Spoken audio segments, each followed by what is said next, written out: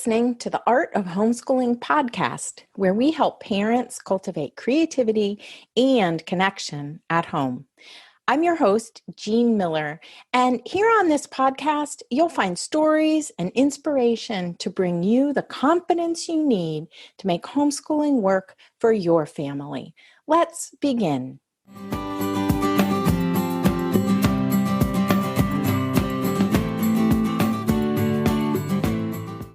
Hello and welcome to the podcast. I'm so grateful that you're here today. This is our annual gratitude episode, something I do every year around Thanksgiving. And this year, I want to focus on practicing gratitude in challenging times. During challenging times, we can sometimes feel hopeless, sad, discouraged, or even overwhelmed. But here's something interesting I found on practicing gratitude in a challenging world. Author and gratitude expert Robert Emmons says that crisis conditions like those experienced by the Pilgrims are really the times when we have the most to gain by a grateful perspective on life. Here's a quote from Emmons. In the face of demoralization, gratitude has the power to energize. In the face of brokenness, gratitude has the power to heal. In the face of despair, gratitude has the power to bring hope. Gratitude can help us cope with hard times. I'll be sure to put a link to a wonderful article that you might want to read called How to Live with a Grateful Heart Amongst a Chaotic World. The article explores how even when we don't feel like being grateful, like even when we are the farthest from grateful we might imagine, there are ways we can shift our thinking about our situation.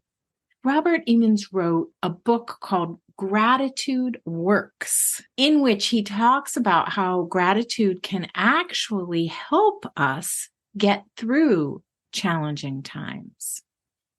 I also want to recommend another book called The Gratitude Project, How the Science of Thankfulness Can Rewire Our Brains for Resilience, Optimism, and the Greater Good. We sometimes get into patterns of negative thinking, and gratitude can help us change that. And one other book that Art of Homeschooling team member Sarah is reading right now is called Consolations, The Solace, Nourishment, and Underlying Meaning of Everyday Words by David Whyte. I love Whyte's poetry, and in this book, here's what he has to say about gratitude. Gratitude is not a passive response to something we have been given. Gratitude arises from paying attention, from being awake in the presence of everything that lives within and without us.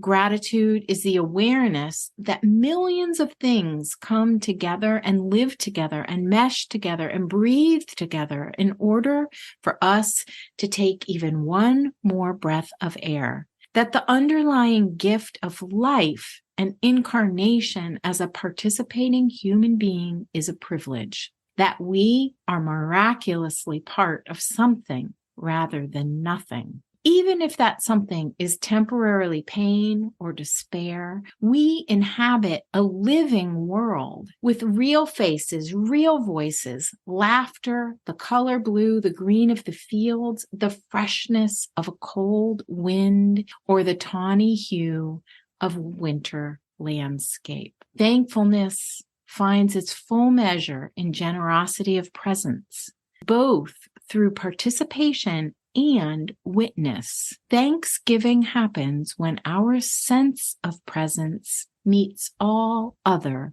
presences. So much to think about there. That's really what we're after, isn't it? To be present to what is, to whatever comes. I have some other resources to suggest to you today that might help with this very thing. So there's a magazine, Greater Good magazine. Not sure if you've ever heard of it or seen it, but it has lots of fascinating articles on their website, articles and resources for helping us to bring about more gratitude in our lives. One is called a gratitude quiz, where you can find out how compassionate, generous, grateful, or forgiving you are. I'll put the quiz in the show notes so you can find out for yourself. Now, I know that when we think about our children, sometimes we notice that they're very demanding, perhaps, and don't seem all that grateful for everything we do for them. I don't know about you, but this can really get under my skin.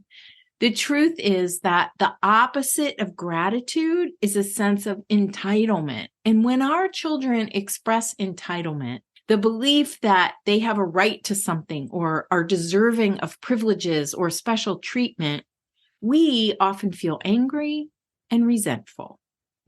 I have a super helpful resource to recommend for that.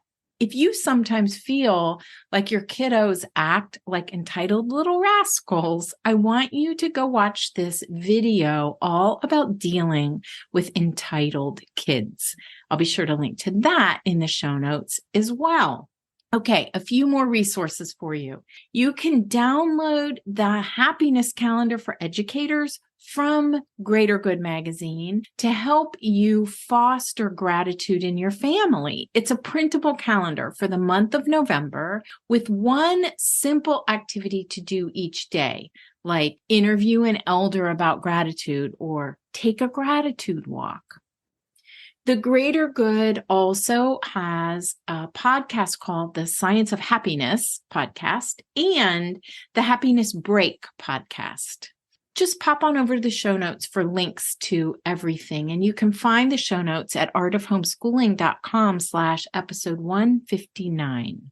Because I do a gratitude episode every year, the week of Thanksgiving, I want to mention those past episodes here for you to go check out as well. Here's what you'll find from the past 3 years. So last year in 2022, in episode 109, Empowered by Gratitude, I talk about how we can start really, really small with gratitude and then watch it grow. In 2021, in episode 59, What Are You Grateful For?, I talk about finding your own relationship with gratitude and what it means to you. And there are some beautiful gratitude inspiration cards you can download in that episode. And in 2020, the very first year of the Art of Homeschooling podcast, in episode 7, Practicing Gratitude as a Family, I offer 3 ways to practice gratitude with your family, simple and fun activities that can help make gratitude more tangible. Those are my thoughts about gratitude at this time and some great resources for you for practicing gratitude in a challenging world. Be sure to hop over to the show notes for all of the links at artofhomeschooling.com/episode 159. I'll leave you with this quote from Dr. Robert Holden, who said, "The miracle of gratitude is that it shifts your perception to such an extent that it changes the world you see." Happy Thanksgiving to those of you celebrating. Let's foster the emotion of gratitude even in challenging times. And may your gratitude grow every day. Thank you so much for joining me. I'm so very grateful for you and the important work you're doing in the world to help raise tiny humans. Thanks for being here. That's all for today, my friend. But here's what I want you to remember. Rather than perfection, let's focus on connection. Thanks so much for listening, and I'll see you on the next episode of the Art of Homeschooling podcast.